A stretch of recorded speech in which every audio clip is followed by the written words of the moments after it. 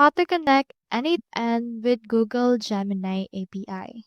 To do that, first head over to your n8n and click on this plus icon. So you can try searching right here for Gemini, and you can see right here this.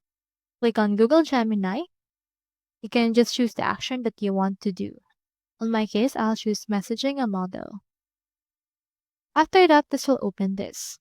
So click on this select credential, click on create new, and we have the option for the host.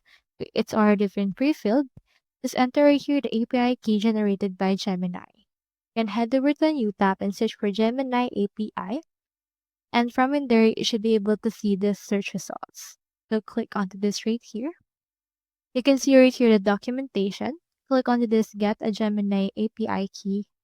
And this should be able to redirect you to rstudio.google.com/API-keys. From in there, click onto this create. So proceed to create and name your key. Let's name this n8n. Choose right here the project that you want. I'll head over and choose right here my import project for my first project.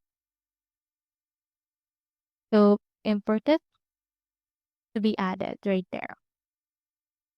Once it's done, click on this create key and then the key will be created. So for this case, proceed to copy the key, head over here to your workflow, add the API, click on save and see if it's actually been saved. As you can see, connection has been tested successfully and they are now connected. So that's all there is today, and I hope this video helped you out.